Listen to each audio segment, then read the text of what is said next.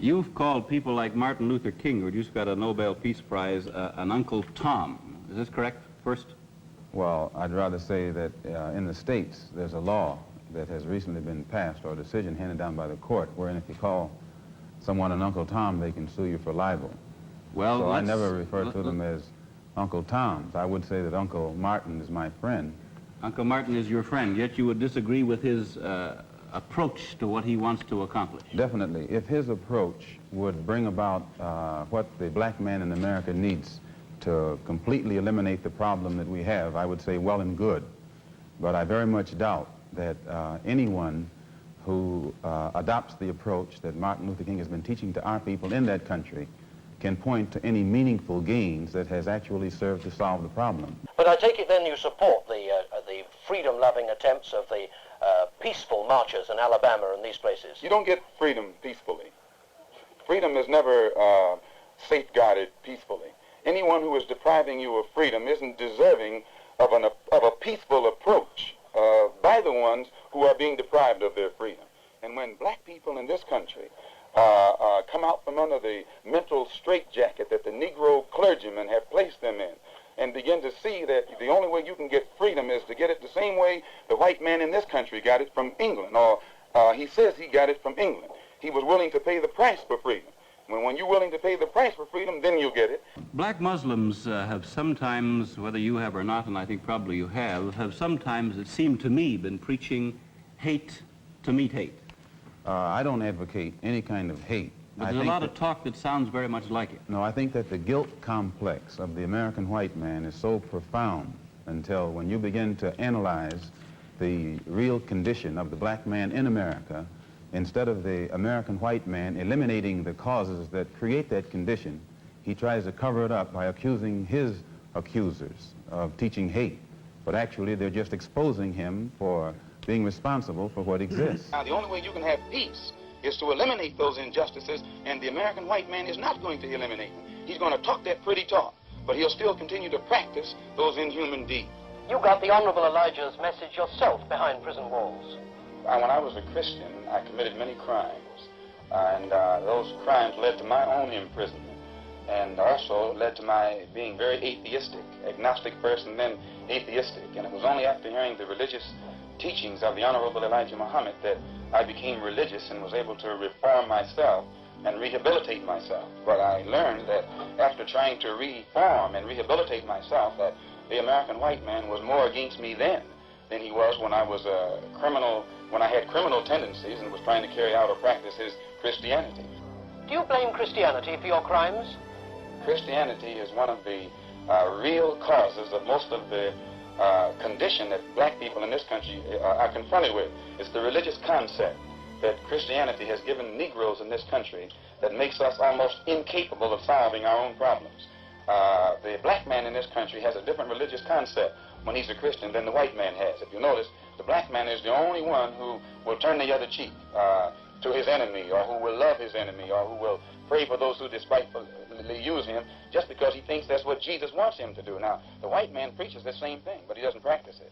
I think a lot of people are confused by the new Arabic name, El Hajj Malik El Shabazz. I've always had the name on my passport, Malik El Shabazz, only I only used it in the Muslim world.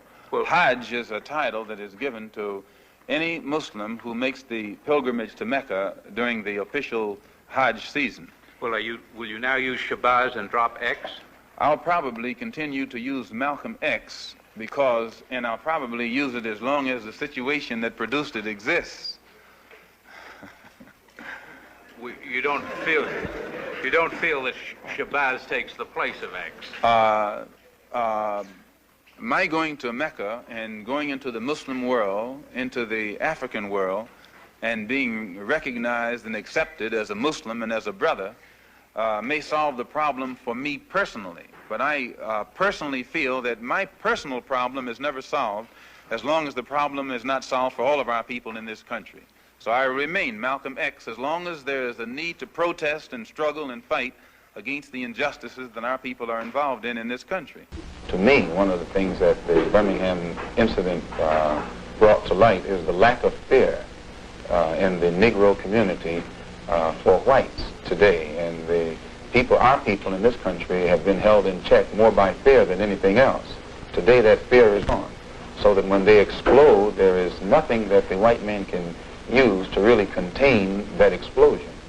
Now, what is your reaction when people refer to the black Muslims as a, quote, extremist or hate group? Well, extremists, the condition that black people suffer in this country is extremely bad, and it takes an extreme remedy to correct an extreme condition. That's why the moderates can't do it. That's why the conservatives can't do it. We are extremely angry over the plight of our people, and we know that it's going to take some extreme action to correct this plight. When you just face the fact that what has been done by the white man to the black man, it's a miracle that black people don't hate him, and it's another miracle that the black man hasn't taken up arms and show that he is just as willing to fight his enemy in this country as he has been willing to fight the enemy of this country on the battlefields of Korea and Germany and in the South Pacific and other places. You think the time will come when Negroes will take up arms? The time will come when any people and all people on this earth will develop enough intelligence to know that they are within their rights to do whatever is necessary to protect themselves. We're born at a time, and we live in an era when no oppressed people will be satisfied to let the oppressor continue to oppress them without doing something about it. And as the oppressed awaken and become very eager to defend themselves, the oppressor himself is going to step up his activity. And step up activity on the part of both will produce an explosion that's just as certain as the rising of the sun on the eastern horizon in the morning. Now, this refusal to integrate, surely it must lead to demands for your own state in America. The black people in this country have been like a misfit white married to the white man here who hasn't treated us right. And today, since we have given up all hope of him ever changing, we want a divorce. We want a complete separation, but we want a property settlement. Do you think this really practical? Don't you think that the future really lies with a peaceful transformation of the scene? If the American government, the Supreme Court, the President of the United States, the Congress and the Senate, and all these white liberals have said that they're for integration, and these Negroes haven't gotten any more integration than they have, well, that's more impractical than separation. Practical means that which you can practice. And if the Supreme Court and the Army and the Navy and the government and the President are supposed to be for integration and you still can't get it, why, good night, you can't get this, impossible. But we can get separation overnight because we already have it.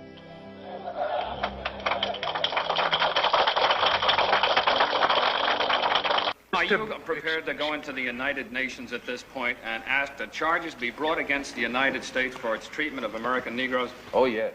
Oh, yes, please. I think you're right in my chair. The audience will have to be quiet.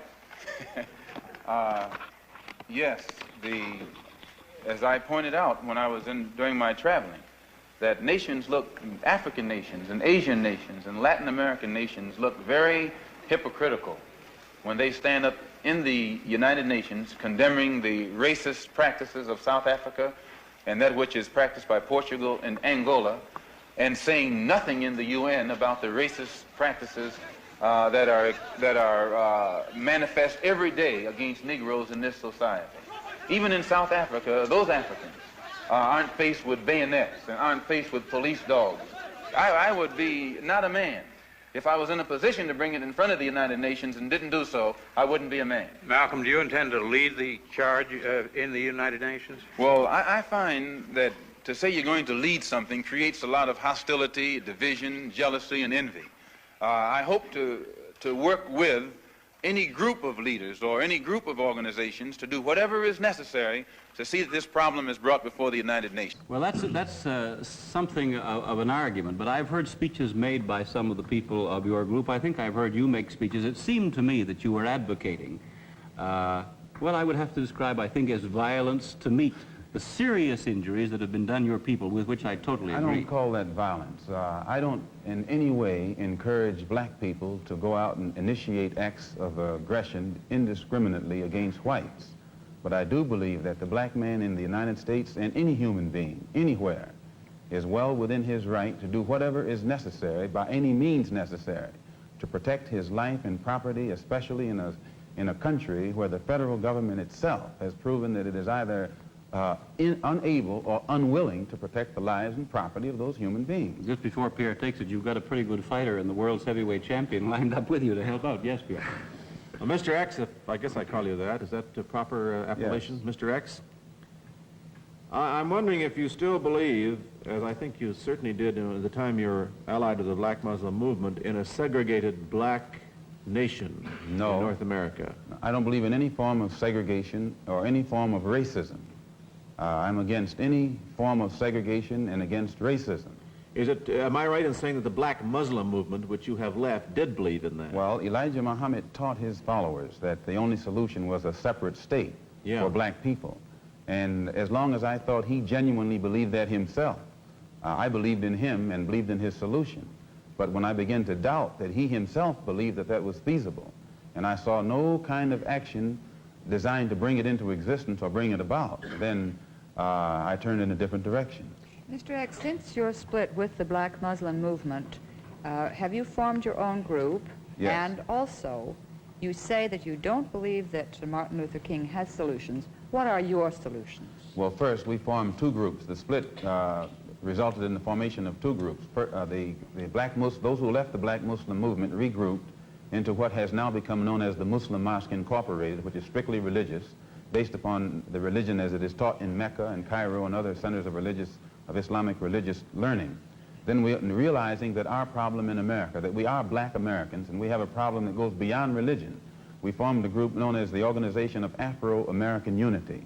And the objective of this organization is non-religious, number one. Any Negro can belong to it. And the objective of that organization is to bring about a condition that will guarantee respect and recognition of the 22 million black Americans as human beings. Now, this is very laudable, but how? Well, by any means necessary.